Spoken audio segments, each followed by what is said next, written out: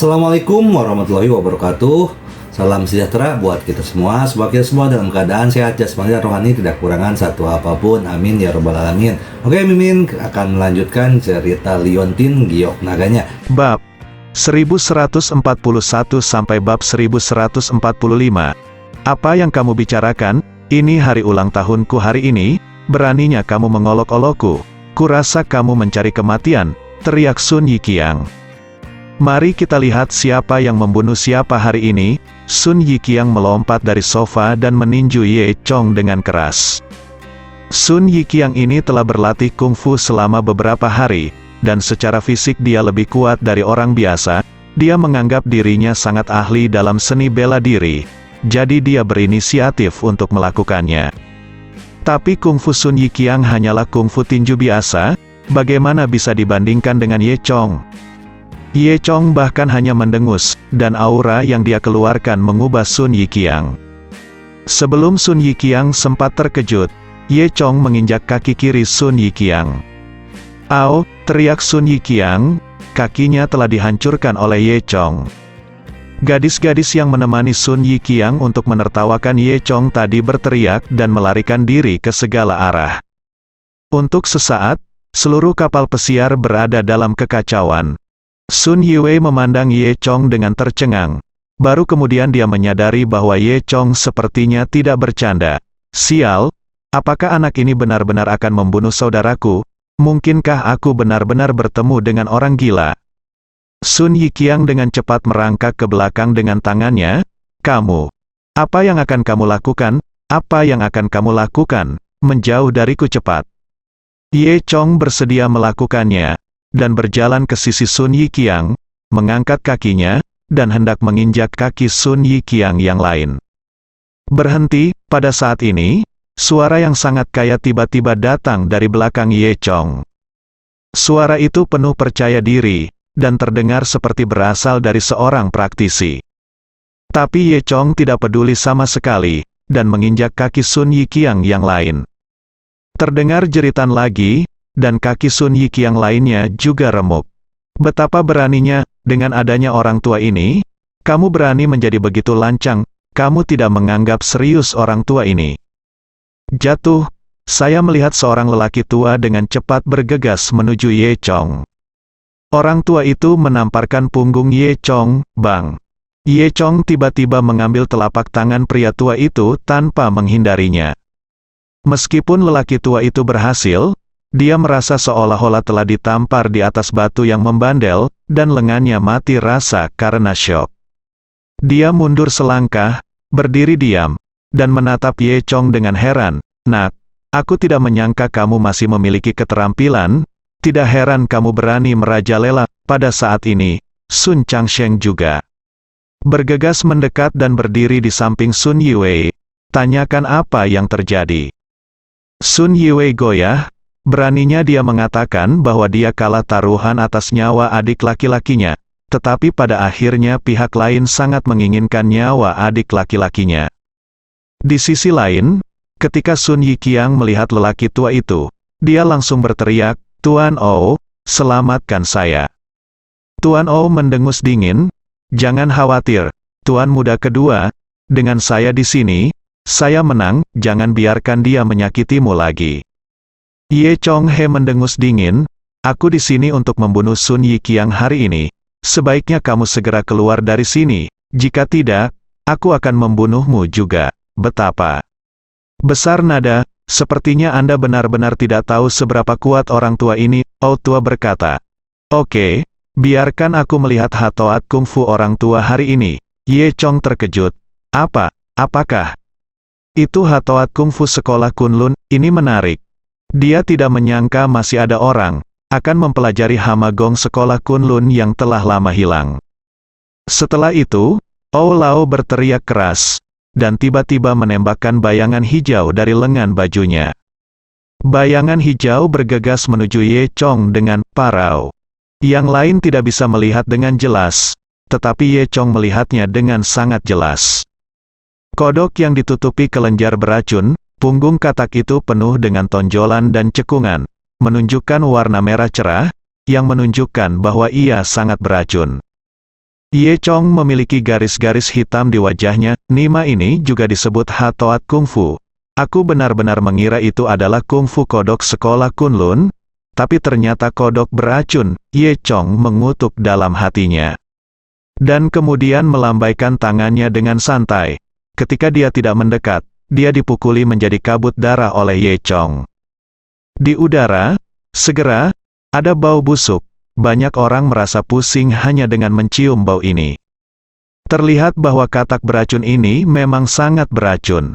Apa? Kamu merusak Hatoat Kungfuku? Kata Outua dengan heran. Ye Chong menendang bangku di sebelahnya dan menendangnya ke arah Tuan Ao. Ini benar-benar bajingan, pergilah dari sini, orang gila tua. Begitu dia selesai berbicara, bangku itu jatuh. Outua terkejut, dan untungnya menghentikannya. Bangku itu hancur, dan Oulao juga terbang keluar, menghancurkan 2 meja judi, lalu berhenti. Sun Guangsheng dengan cepat berlari ke arah Oulao. Oulao, apa yang harus kita lakukan? Oulao memegangi perutnya, darah mengucur dari mulutnya, dan dia bahkan tidak dapat berbicara.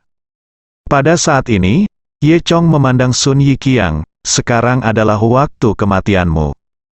Sun Yiqiang buru-buru memohon belas kasihan. Jangan bunuh aku, pahlawan. Aku tidak punya keluhan denganmu. Jangan bunuh aku. Sun Guangsheng dia juga dengan cepat berkata, saudaraku, permusuhan macam apa yang dimiliki keluarga Sunku terhadapmu? Mengapa kamu membunuh putraku? Jika putraku telah melakukan kesalahan, aku bersedia membayar kompensasi. Ye Chong mencibir dan tidak berbicara. Aku tidak melakukan apa-apa, itu aku saudaraku. Saya kehilangan taruhan hidup saya. Sun Yiqiang benar-benar memikirkan apa yang sedang terjadi. Apa? Sun Guangsheng tercengang. Dia tidak mengerti apa yang dibicarakan Sun Yiqiang. Sun Yiwei bersembunyi di belakang dan tidak berani bersuara. Ye Chong mendengus. Sun Yiqiang, apakah kamu benar-benar lupa? Izinkan saya mengingatkan Anda, apa yang Anda dan 3 orang lainnya lakukan di gedung yang belum selesai di distrik timur. Sun Yiqiang terkejut, memikirkan Zhao Lubai. Aku, itu bukan salahku, dia melompat dari gedung sendirian, kami tidak ingin memaksanya. Sun Yiqiang meratap. Ye Chong berkedip, dan pupilnya langsung berubah ungu, mata.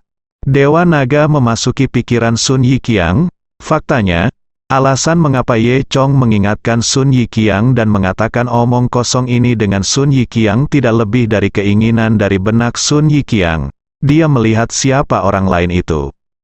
Tentu saja, pikiran Sun Yiqiang mengingat kejadian ini. Ye Chong melihat nama 3 orang lainnya, Jiang Bayu, Wu Zibo, dan Li Sanhe. Tuan ini, tidak ada yang bisa diselesaikan dengan uang. Berapa banyak uang yang Anda inginkan? Katakan saja. Selain itu, saya sudah memberitahu saluran kedua. Jika Anda membunuh orang di sini di depan umum, pasti akan ada masalah. Mengapa kita tidak duduk dan berbicara? Sun Guangsheng berkata dengan cepat. Saat ini, Ye Chong sedang membaca informasi di benak Sun Yiqiang, dan dia sama sekali tidak mendengarkan apa yang dikatakan Sun Guangsheng. Melihat Ye Chong tidak melakukan apa-apa, Sun Guangsheng sepertinya ragu-ragu. Dia pikir apa yang dia katakan berpengaruh. Ketika dia akan berbicara lagi, Ye Chong tiba-tiba mengangkat telapak tangannya dan menamparkan dahi Sun Yiqiang. Kamu bisa mati. Kemudian, Sun Yiqiang menjerit, jatuh ke tanah dengan bunyi plop, dan mati di tempat. Untuk sesaat, tidak ada suara, dan butuh waktu lama bagi semua orang untuk bereaksi. Mata Sun Guangsheng menjadi merah. Beraninya kamu membunuh anakku, aku tidak bisa membiarkanmu. Ye Chong berkata sambil tersenyum, hehe, jika kamu bunuh, apa yang dapat kamu lakukan? Bunuh seumur hidup. Guangsheng berkata, saya telah memberitahu saluran kedua, dan orang-orang mereka akan datang sebentar lagi, dan Anda mati. Ye Chong mencibir, kamu benar, kamu membayar untuk hidupmu. Putramu membunuh temanku, dia harus membayar untuk hidupnya. Saat dia berbicara, dia mendengar suara speedboat di luar. Orang-orang dari saluran kedua ada di sini, kamu sudah mati. Teriak Sun Guangsheng histeris. Setelah itu, hanya terdengar suara langkah kaki menaiki tangga, dan beberapa orang naik. Benar saja, orang-orang dari saluran kedua datang. Namun, apa yang tidak diharapkan Ye Chong adalah bahwa pemimpinnya sebenarnya adalah Zhu Jiayin. Di sisi lain, Sun Guangsheng dengan cepat berlari ke arah Zhu Jiayin dan berkata, "Oh, kamu adalah orang-orang dari saluran kedua, hebat. Anak ini membunuh orang yang tidak bersalah, tangkap dia dan hukuman mati." Melibatkan prajurit, tidak di bawah kendali Biro Keamanan Umum setempat. Ou Lao adalah prajurit tingkat kuning, dan kemampuan Ye Chong untuk mengalahkan Ou Lao menunjukkan bahwa dia juga seorang pejuang. Oleh karena itu, Sun Guangsheng segera menghubungi saluran kedua. Sebagai seorang seniman bela diri, dia benar-benar membunuh orang yang tidak bersalah tanpa pandang bulu. Termasuk putraku, bagaimana kita harus menangani masalah ini? Sun Guangsheng tanpa henti. Zhu Jiayin terlihat sangat dingin. Dalam hal ini, bawa dia pergi. Apa, bawa dia pergi sekarang? Lalu apa yang harus kita lakukan? Sun Guangsheng bertanya, pastikan untuk memberiku penjelasan. Zhu Jiayin mendengus dengan suara, dia berkata, kami sedang bekerja di saluran kedua. Apakah kami masih perlu melapor kepada Anda? Sun Guangsheng menelan ludah, tetapi saya tidak berani mengatakan apa-apa lagi. Lagi pula, dia masih belum berani memprovokasi saluran kedua. Setelah itu, Ye Chong dibawa pergi oleh Zhu Jiayin. Ketika Ye Chong pergi, dia menoleh dan mengatakan sesuatu kepada Sun Yiwei. Jangan lupa, tambang emas itu milikku sekarang, dan aku akan kembali untuk mengambilnya nanti. Ini mengejutkan Sun Yiwei. Dia menelan, dan dia masih memiliki ketakutan tentang Ye Chong yang baru saja membunuh adik laki-lakinya. Namun, dia tidak percaya bahwa Ye Chong akan kembali. Setelah itu, Ye Chong mengikuti Zhu Jiayin dan menaiki speedboat. Zhu Jiayin membawa Ye Chong ke ruangan terpisah. Mengapa kamu membunuh orang ketika kamu datang ke sini? Ini adalah ibu kotanya. Zhu Jiayin tidak bisa berkata apa-apa. Sebenarnya, dia sudah menerima kabar bahwa Ye Chong telah datang ke ibu kota, tapi dia tidak tahu apa yang sedang dilakukan Ye Chong. Ye Chong tersenyum dan berkata, balas dendam. Orang ini membunuh salah satu temanku. Aku di sini untuk membalaskan dendamnya. Bukan hanya dia. Aku harus membunuh 3 lagi. Ye Chong berkata dengan ringan. Tetapi Zhu Jiayin terdiam. Kamu. Ngomong-ngomong, bagaimana kamu menjadi saluran kedua? Ye Chong bertanya dengan rasa ingin tahu. Begitu masalah ini disebutkan, Zhu Jiayin berkata dengan bangga. Hehe, tentu saja karena saya telah melakukan banyak pahala baru-baru ini. Dan kemudian saya ditangkap oleh saluran kedua, dan sekarang saya telah memasuki saluran kedua. Yah, itu benar sekali. Aku ingin mengucapkan selamat padamu. Ye Chong tertawa. Zhu Jiayin berkata lagi, omong-omong, saya harus berterima kasih banyak. Jika Anda tidak membantu saya tidak akan meningkat begitu cepat. Hei, ini masalah kecil. Ye Chong tertawa. Aku tidak tahu apa yang harus kulakukan denganku. Ye Chong bertanya lagi, sebenarnya sebelum saya datang. Setelah menerima instruksi dari saluran kedua, Anda, Tuan Ye, sangat memalukan sekretaris Qi secara pribadi memanggil pemimpin kami dan ingin membebaskan Anda, Zhu Jiayin berkata, hei, bukankah itu karena aku membantu mereka menyelesaikan masalah prajurit palsu? Ye Chong tertawa. Masalah prajurit semu, aku akan membiarkanmu mendedikasikan dirimu untukku. Apakah dia memberitahumu? Zhu Jiayin tersipu. Bah, apa yang kamu bicarakan? Dia bajingan tua dan kamu bajingan kecil, sepasang bajingan. Ye Chong menyeringai, jangan katakan itu tidak berguna. Apakah kamu setuju? Zhu Jiayin menjulurkan lidahnya, saya tidak setuju. Itu ide yang bagus. Selama percakapan, speedboat telah kembali ke dermaga Nangang. Ye Chong turun dari kapal, mengucapkan selamat tinggal kepada Zhu Jiayin, lalu pergi. Zhu Jiayin menatap punggung Ye Chong dengan serius, lalu memanggil sekretaris Qi dan memberitahu Ye Chong, sudah pergi. Saat ini, markas besar saluran kedua, Tuan Wang, sekretaris Qi, Sister Hua dan lainnya semuanya ada di sana. Aku takut, kata Sister Hua. Sekretaris Qi berkata, tidak masalah jika Ye Chong membunuh beberapa sampah. Dia adalah kunci bagi kita untuk berurusan dengan Kang Jietian. Bos besar secara pribadi memberikan instruksi. Biarkan Ye Chong melakukan apa yang dia mau, kita ikuti saja. Penatua Wang, Sister Hua dan yang lainnya semua mengangguk. Ye Chong kembali ke rumah kecil Tang Chun. Tang Chun sedang menonton TV, dia bersandar di sofa. Hanya mengenakan baju tidur beludru, dengan dua kaki putih besar meringkuk di dalam sofa, terlihat sedikit malas dan imut. Melihat Ye Chong kembali, Tang Chun dengan cepat berdiri. Kamu Chong, kamu kembali. Ye Chong berkata sambil tersenyum, kenapa, lebih besar dari khawatir tentang saya. Tang Chun mendengus dan berkata, bukankah kamu mengatakannya, jangan membuat masalah. Aku tidak membuat masalah. Ye Chong menyentuh hidungnya dan berkata. Tang Chun menjulurkan pinggangnya, HMPH, kamu masih ingin membohongiku. Itu disiarkan di TV Sun Yiqiang, anak bungsu kedua dari keluarga Sun, dipukuli oleh seseorang pada hari ulang tahun pesta. Itu kamu, apa yang kamu lakukan? Bukankah ini disebut masalah? Sebenarnya, itu adalah saluran kedua yang menekan masalah ini. Tidak dikatakan bahwa Sun Yiqiang sudah mati, tetapi dia dipukuli. Jika tidak, itu dapat menyebabkan guncangan di seluruh ibu kota. Ye Chong tersenyum dan berpikir, jika Tang Chun tahu bahwa dia telah membunuh Sun Yiqiang, dan dia tidak tahu bagaimana perasaannya. Faktanya, meskipun saluran kedua menekan masalah ini, keluarga besar di ibu kota sudah mengetahui situasi sebenarnya.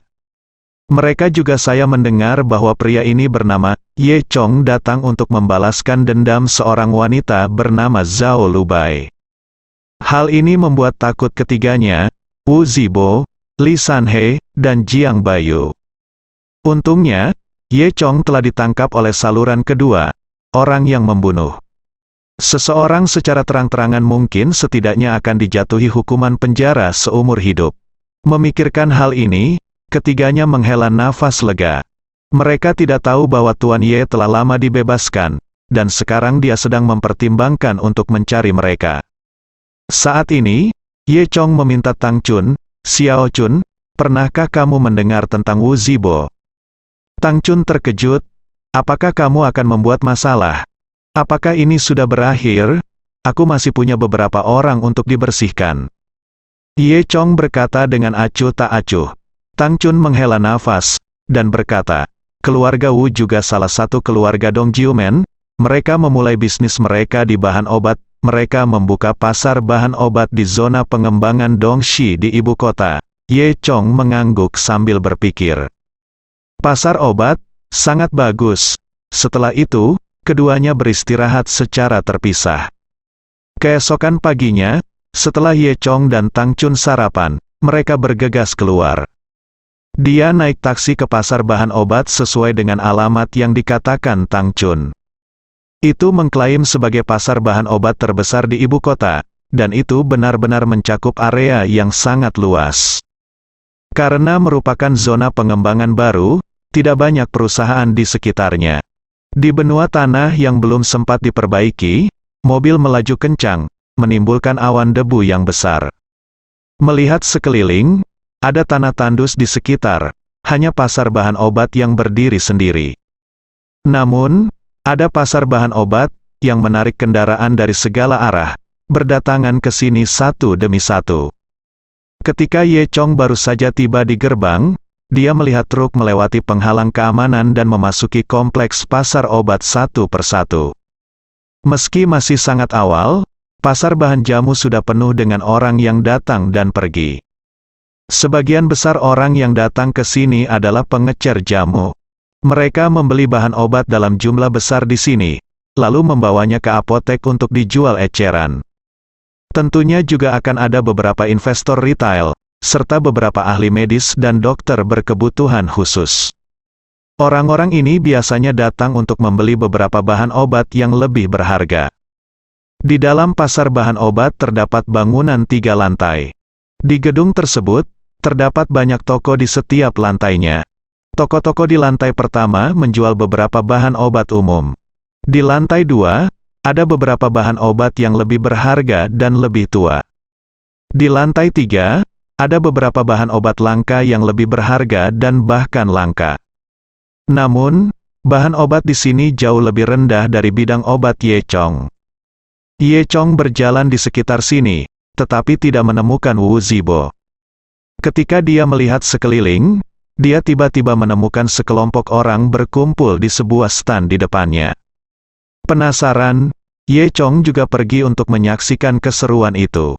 Ternyata di tengah kerumunan itu ada seorang laki-laki berusia 60-an yang berpakaian seperti dokter Tionghoa tua. Lebih besar dari dia memakai kacamata baca tebal, rambut beruban dan janggut panjang. Pada saat ini, lelaki tua itu sedang mengelus jenggotnya, dan berkata kepada semua orang, semuanya. Lelaki tua ini secara tidak sengaja mendapatkan beberapa obat peri beberapa hari yang lalu, dan saya membawanya ke sini hari ini, bukan untuk menghasilkan uang, tetapi untuk menabung, hidup dan sembuhkan yang terluka. Kemudian, dia mengetuk meja untuk menarik perhatian semua orang ke piring di atas meja.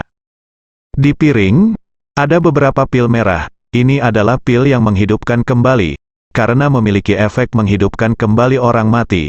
Apakah Anda memiliki penyakit kronis atau Anda terluka parah dan akan mati? Selama Anda meminum pil ini, Anda akan mendapatkan lebih baik segera. Apa, benar atau salah? Apakah ini sangat ajaib? Benar. Saya khawatir itu bukan obat palsu. Beberapa orang mencemooh. Orang tua itu membelai janggutnya. Apa? Mungkinkah ada yang palsu? Apakah kamu tidak tahu siapa saya? Semua orang menggelengkan kepala, tetapi mereka tidak tahu siapa lelaki tua itu. Orang tua itu terbatuk. Orang tua ini adalah dokter tua Wu yang terkenal. Mungkinkah benar apa yang saya katakan? Semua orang saling memandang, tetapi mereka belum pernah mendengar tentang apa yang disebut dokter tua Wu ini. Namun, karena nama belakangnya adalah Wu, itu seharusnya milik keluarga Wu, dan mereka dilahirkan dengan otoritas tertentu. Bagaimanapun, seluruh pasar bahan obat adalah milik keluarga Wu. Namun, masih sulit dipercaya bagi banyak orang untuk mengatakan bahwa ramuan ini dapat menghidupkan kembali orang mati. Pada saat ini, tiba-tiba seorang pria jangkung berlari masuk. Oh, dokter tua jenius Wu, akhirnya aku menemukanmu, tolong, tolong. Semua orang terkejut saat melihat pria ini. Pria itu memberikan mantel longgar, tetapi tidak dikancingkan. Karena perut buncit seperti ini bukanlah perut buncit orang biasa, melainkan lebih seperti wanita hamil yang sedang hamil 10 bulan dan akan melahirkan, dan pasti kembar 3. Dokter tua jenius Wu melihat dan bertanya, apa yang terjadi denganmu? Pria jangkung itu berkata, saya diserang oleh seorang tuan. Dia menuangkan gas ke perut saya, mengatakan bahwa setelah 7 hari, perut saya akan meledak dan mati. Apa? Ada metode seperti itu? Ini sangat kejam. Kata semua orang. Dokter tua Wu mengelus janggutnya. Hari apa ini? Sudah seminggu, saya tahu bahwa dokter tua Wu sangat kuat, jadi saya datang ke sini untuk meminta Anda menyelamatkan saya. Kata pria jangkung itu. Ye Chong terlihat lucu dari samping. Dia tahu bahwa perut pria jangkung ini tidak diisi dengan energi sejati oleh seorang master. Pria jangkung itu sendirilah yang membusungkan dengan semburan energi sejati. Pria jangkung ini harus menjadi ahli pelatihan Qi. Meskipun dia bukan prajurit peringkat kuning, dia masih bisa mengendalikan Qi yang sebenarnya dan membuat perutnya membengkak. Saya melihat dokter tua jenius Wu mengelus janggutnya, merenung sejenak. Yah, karena lelaki tua itu menabrak saya tidak bisa meninggalkannya sendirian. Saat dia berbicara, dia mengambil ramuan dan menyerahkannya ke dokter. Pria jangkung, kamu mengambilnya. pria jangkung itu menelan pil itu dalam sekali teguk seolah-olah dia telah menemukan harta karun. Segera setelah itu, sesuatu yang ajaib terjadi di depan mata semua orang. Saya melihat perut pria jangkung itu mengempis dengan mata telanjang. Cauku, bukankah ini luar biasa, mungkinkah ini obat mujarab? Semua orang tercengang karena terkejut. Pria jangkung itu berlutut dengan celepuk. Oh, Dokter tua jenius Wu, terima kasih telah menyelamatkan hidupku, terima kasih, jika bukan karena kamu, aku akan mati hari ini, terima kasih Wu dokter ajaib tua. Meskipun tidak terbayangkan, contoh hidup ada tepat di depan semua orang. Oleh karena itu, semua orang mau tidak mau percaya bahwa ramuan untuk menghidupkan kembali orang mati ini nyata. Dokter jenius tua, berapa harga ramuan ini? Saya mau 1. Aku juga, beri aku 2, kerumunan segera melangkah maju, ingin merebutnya. Lagi pula, ini adalah sesuatu yang bisa menyelamatkan nyawa. Dengan ramuan ini, itu setara dengan nyawa ekstra, dan uangnya cocok. Saat ini, pria jangkung yang dulu sembuh berkata, Dokter tua jenius Wu, saya tahu bahwa setiap pil Anda bernilai 100 juta yuan, dan kartu bank saya memiliki tepat 100 juta yuan, jadi Anda harus menerimanya. Saat dia berbicara, pria jangkung mengeluarkan kartu bank dan menyerahkannya kepada dokter tua Wu. Dokter tua Wu mengelus janggutnya, saya tidak peduli dengan uang, saya ingin menyelamatkan nyawa dan menyembuhkan yang terluka. Dokter tua jenius Wu, kamu harus menerimanya. Seperti yang dikatakan lelaki jangkung itu, dia memasukkan kartu bank itu ke tangan dokter tua jenius Wu. Melihat pemandangan ini, semua orang tercengang. Tidak ada yang menyangka bahwa sebuah pil berharga 100 juta yuan. Dengan harga seperti itu, Anda tidak bisa beberapa orang terperangah. Ye Chong tertawa, pria jangkung ini hanyalah tusukan. Baru saja, pria jangkung itu tidak punya pilihan selain melepaskan energi sejati di perutnya setelah minum obat mujarab, sehingga perutnya kempis. Orang bodoh lainnya orang-orang benar-benar mengira itu adalah efek dari obat mujarab. Awalnya, Ye Chong tidak terkejut dengan hal semacam ini dan tidak mau memperhatikannya. Ketika dia hendak pergi, dia melihat seorang gadis muda terjepit di kerumunan. Gadis itu berusia kurang dari 20 tahun. Dengan kuncir kuda dan jaket kulit ungu, dia sangat lembut, tetapi wajahnya penuh kecemasan. Dokter tua jenius Wu, tolong jual obat mujarab ini untuk menghidupkan kembali orang mati. Kata gadis itu, dilihat dari penampilannya, diperkirakan ada anggota keluarga yang sakit parah dan membutuhkan perawatan segera. Ye Chong berpikir, jika dia benar-benar percaya pada dokter tua jenius Wu, yang disebut obat penyelamat hidup, dan membelinya kembali untuk pasien, bukankah itu akan menunda perawatan pasien? Dokter tua jenius Wu mengelus janggutnya, ya, tapi ramuan saya sangat berharga, dan itu untuk mereka yang benar-benar membutuhkannya. Berkata, dokter tua Wu, uang bukan masalah. Mendengar ini, dokter tua Wu mengedutkan alisnya, lalu berpura-pura tenang dan berkata, tidak masalah apakah itu uang atau bukan. Aku hanya menyelamatkan orang yang ditakdirkan, karena aku bersamamu jika ada takdir, maka aku akan menjualnya. Anda 1, dan Anda tidak perlu memberi lebih. Jadilah sama seperti pria ini. Kata dokter tua jenius Wu, dan melirik pria jangkung di sebelahnya. Apa yang dia maksud adalah 100 juta 1.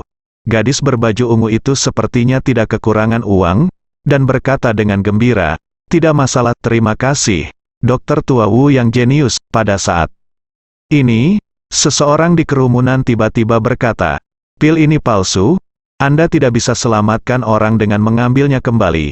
Sebaliknya itu akan menunda penyakit Anda.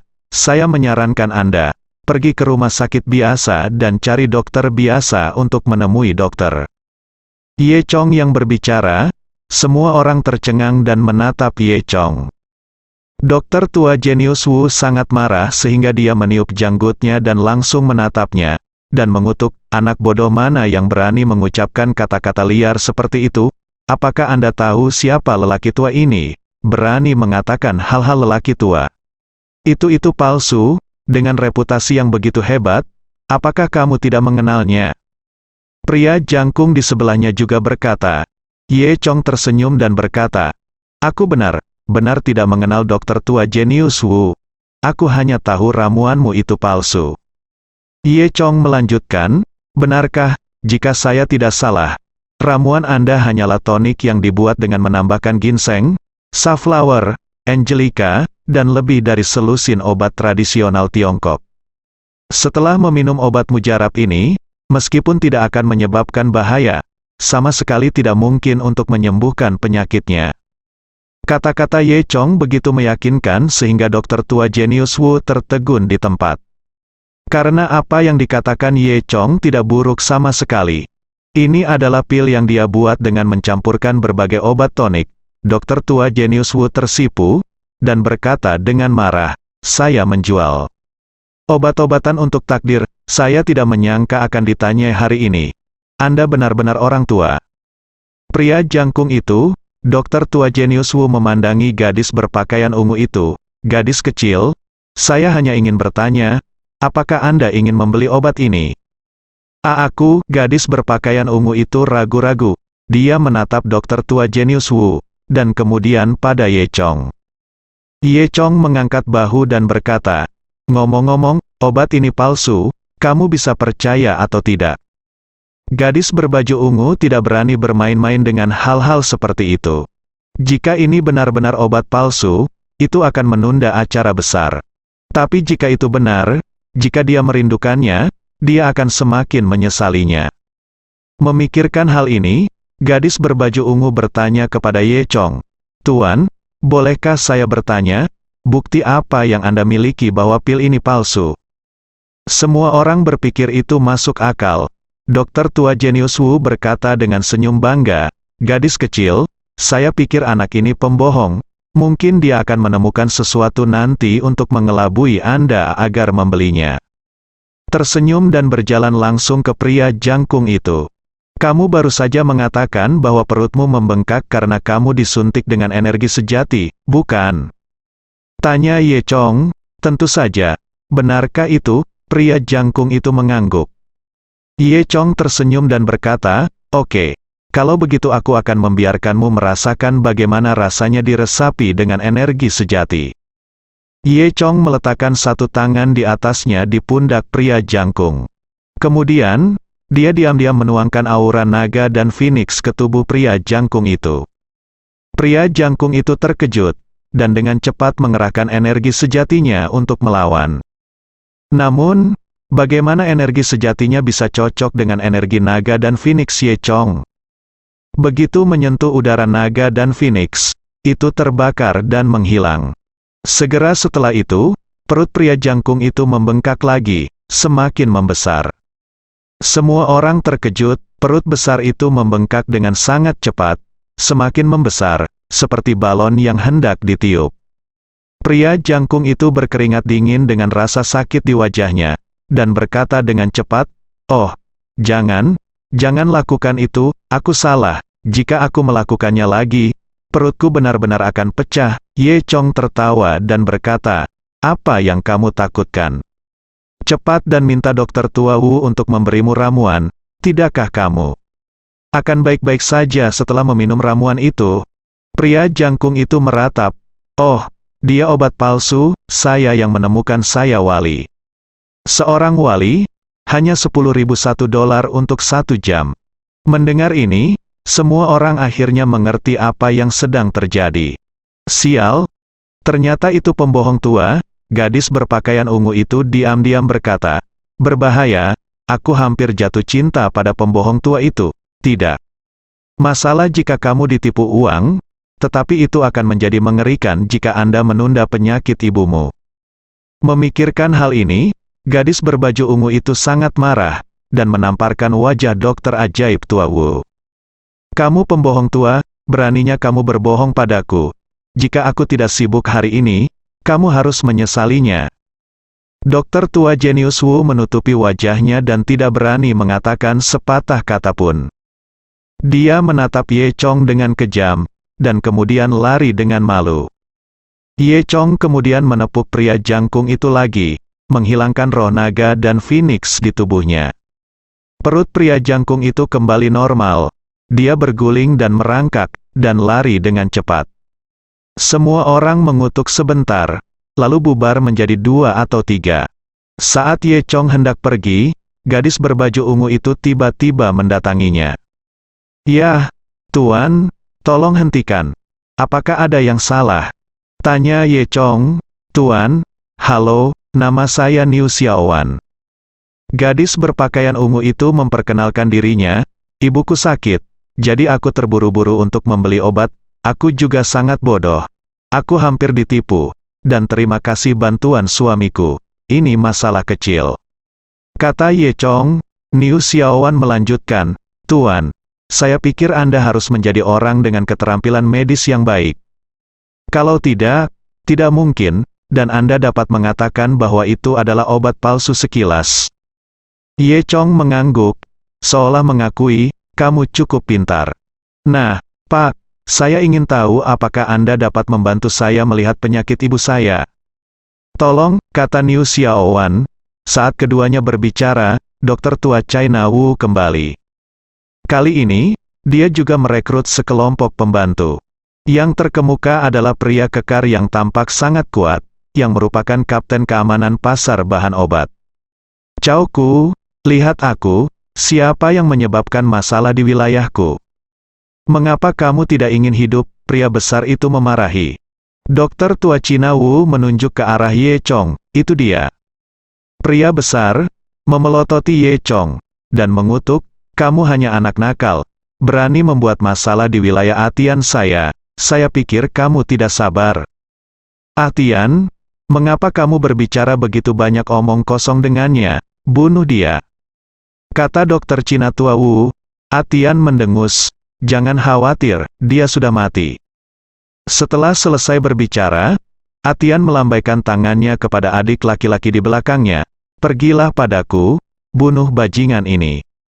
Di sini, justru karena berkolaborasi dengan Tian, dia datang ke sini untuk menjual obat palsu, dan keuntungan yang didapatnya dibagi 2 oleh Tian.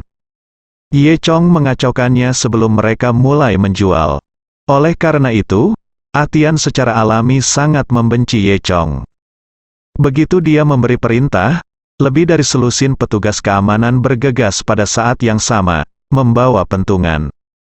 Melihat pemandangan ini, dokter tua Wu tidak bisa menahan cibiran.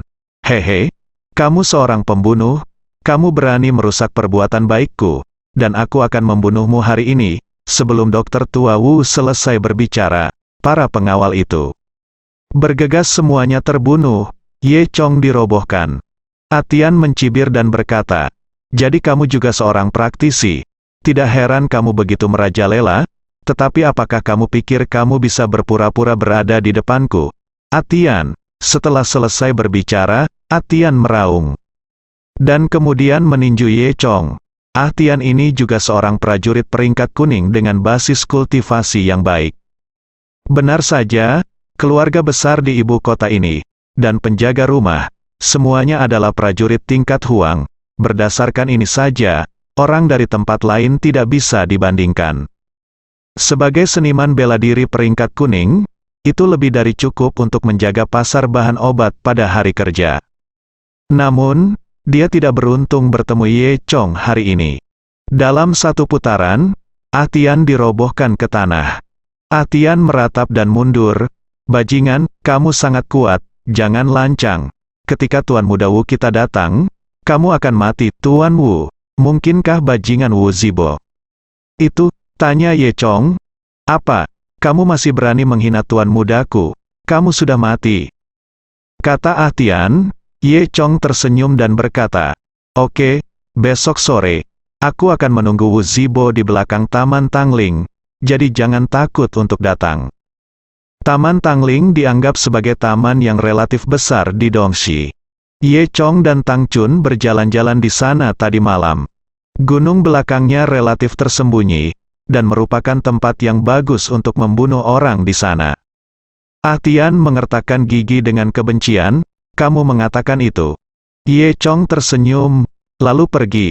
Niu Xiaowan buru-buru mengejarnya. Tuan, itu, bisakah kamu kembali bersamaku untuk berobat? Ye Chong berpikir sejenak, lagi pula, tidak ada yang bisa dilakukan sekarang. Oke, aku akan ikut denganmu. Niu Xiaowan berterima kasih padanya setelah makan enak. Kemudian, dia membawa Ye Chong ke tempat parkir pasar herbal. Niu Xiaowan mengendarai mobil sport Porsche merah, dan itu adalah edisi terbatas di seluruh dunia. Dari sudut pandang ini, sepertinya keluarga itu sangat kaya. Niu Xiaowan sedang terburu-buru dan mengemudi dengan sangat cepat. Setelah sekitar 40 menit, mereka pulang. Rumah Niu Xiaowan adalah villa besar di Xixi, Beijing. Secara geografis, ibu kota terbagi menjadi kota timur, kota barat, dan kawasan lingkar dalam di antaranya. Rumah Niu adalah salah satu dari gerbang 9 barat pasar barat.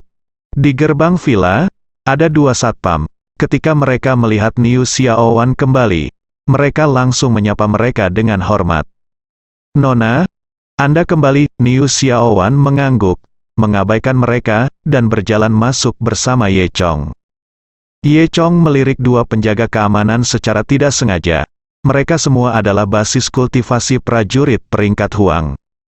Dia mengagumi di dalam hatinya, orang-orang di ibu kota benar-benar tidak sederhana, dan Huang Jiewu dibesarkan dengan santai di rumah.